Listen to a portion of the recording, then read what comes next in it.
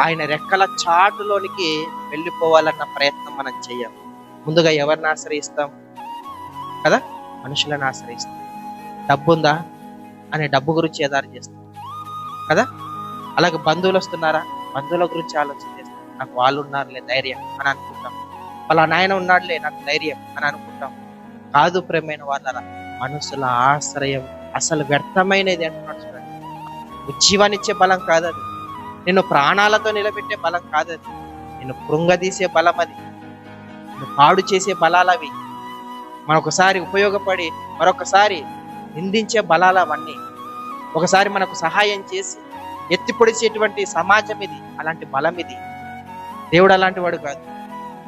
దేవుడు ఆయన పిల్లలం కనుక ఆయనకి ఎలాంటి స్వార్థం లేకుండా, ఎలాంటి స్వప్రయోజనం కోరుకోకుండా ఆయన హృదయపూర్వకంగా ధారాళంగా, మామూలుగా కాదు ధారాళంగా ఉన్నవాడు కదా. ఆయన ఉన్నవాడైనటువంటి ఆయన ధారాళంగా ఆయన చాటులోనికి నిన్ను చేర్చు.